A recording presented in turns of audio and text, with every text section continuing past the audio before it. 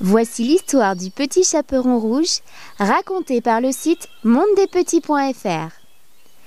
Il était une fois une adorable petite fille que tout le monde aimait rien qu'à la voir, et plus que tout, sa grand-mère qui ne savait que faire ni que donner comme cadeau à l'enfant.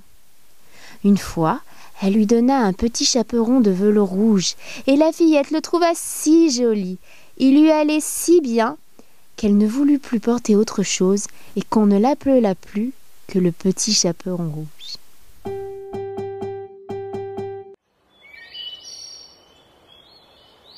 Un jour, sa mère lui dit « Tiens, petit chaperon rouge, voici un morceau de galette et une bouteille de vin. Tu iras les porter à ta grand-mère? Elle est malade et affaiblie, elle va bien se régaler. Fais vite avant qu'il ne fasse trop chaud. Et sois bien sage en chemin. Ne va pas sauter de droite et de gauche pour aller tomber et casser la bouteille de grand-mère qui n'aurait plus rien.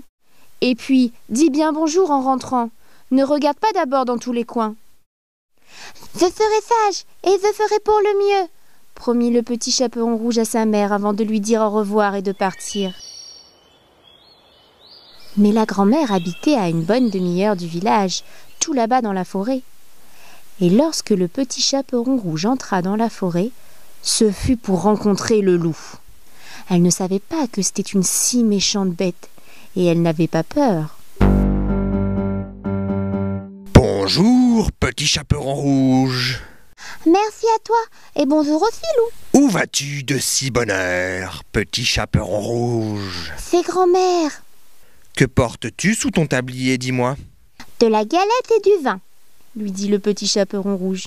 « Nous l'avons cuite hier.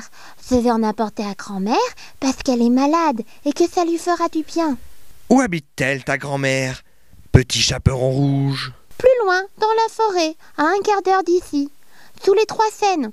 Et juste en dessous, il y a des noisetiers. Tu reconnaîtras forcément, » dit le petit chaperon rouge. Fort de ce renseignement, le loup pensa.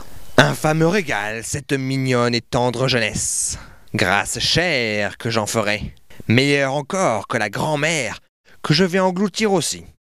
Mais attention, il faut être malin si tu veux les déguster l'une et l'autre. » Telles étaient les pensées du loup, tandis qu'il faisait un bout de conduite au petit chaperon rouge. Et puis il dit tout en marchant. « Toutes ces jolies fleurs dans le sous-bois, comment se fait-il que tu ne la regardes même pas, petit chaperon rouge? Et les oiseaux, on dirait que tu ne les entends pas chanter. Tu marches droit devant toi, comme si tu allais à l'école, alors que la forêt est si jolie. » Le petit chaperon rouge donna un coup d'œil alentour et vit danser les rayons du soleil à travers les arbres. Et puis surtout, partout, des fleurs qui brillaient. « Si je faisais un bouquet pour grand-mère, » se dit-elle, « cela lui ferait plaisir aussi. Il est tôt et j'ai bien le temps d'en cueillir. » Sans attendre, elle quitta le chemin pour rentrer dans le sous-bois et cueillir des fleurs. Une ici, l'autre là. Mais la plus belle était toujours un peu plus loin, et encore un peu plus loin à l'intérieur de la forêt. Le loup, pendant ce temps, courait tout droit à la maison de la grand-mère et frappait à la porte. « Qui est là ?» cria la grand-mère. « C'est moi, le petit chaperon rouge, » dit le loup. « Je t'apporte de la galette et du vin, ouvre-moi. »« Tu n'as qu'à tirer le loquet !» cria la grand-mère. « Je suis trop faible et je ne peux me lever. » Le loup tira le hoquet, poussa la porte et entra, s'avancer tout droit sans dire un mot jusqu'au lit de la grand-mère qui l'avala. Il mit ensuite sa chemise, s'enfouit la tête sous son bonnet de dentelle et se coucha dans son lit, puis tira les rideaux de l'alcôve. Le petit chaperon rouge avait couru de fleur en fleur, mais à présent son bouquet était si gros que c'était tout juste si elle pouvait le porter. Alors elle se souvint de sa grand-mère et se remit bien vite en chemin pour arriver chez elle. La porte ouverte, et cela l'étonna.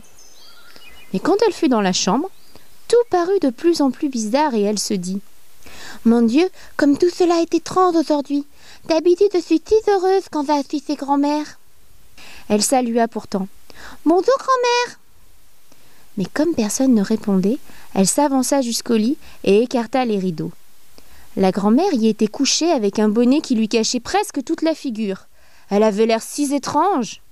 « Comme tu as de grandes oreilles, grand-mère !»« C'est pour mieux t'entendre. »« Comme tu as de gros yeux, grand-mère !»« C'est pour mieux te voir. »« Comme tu as de grandes mains !»« C'est pour mieux te prendre. »« Oh, grand-mère, quelle grande bouche et quelles terribles dents tu as !»« C'est pour mieux te manger. » dit le loup qui fit un bond hors du lit et avala le petit chaperon rouge d'un seul coup.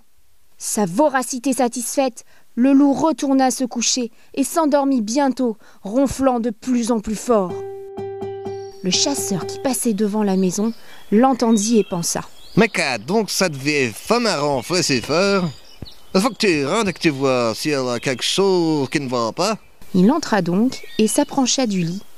Vit le loup qui dormait là. « C'est ce que je te trouve, vieille canaille.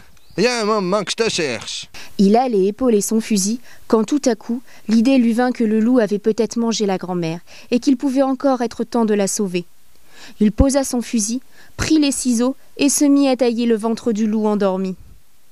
Au deuxième et au troisième coup de ciseau, il vit le chaperon rouge qui luisait. 2 et 3 coups de ciseaux encore et la fillette sortait du loup en s'écriant. « Ah, comme j'ai eu peur! Elle faisait noir dans le ventre du loup !» Et bientôt après, sortait aussi la vieille grand-mère, mais c'était à peine si elle pouvait encore respirer. Le petit chaperon rouge se hâta de chercher de grosses pierres qui fourrèrent dans le ventre du loup. Quand celui-ci se réveilla, il voulut bondir, mais les pierres pesaient si lourd qu'il s'affala et resta mort sur le coup. Tous les 3 étaient contents. Le chasseur avait pris la peau du loup et entra chez lui. La grand-mère mangea la galette et but le vin que le petit chaperon rouge lui avait apporté, se trouvant bientôt à son aise. Mais pour ce qui est du petit chaperon rouge, elle jura. « Jamais plus de ta vie, tu ne quitteras le chemin pour courir dans les bois, quand ta mère te l'a défendu. » Et ainsi se termine l'histoire du petit chaperon rouge. Tu as aimé cette vidéo ? Viens vite me retrouver sur le site mondedespetits.fr. Plein d'autres surprises t'attendent.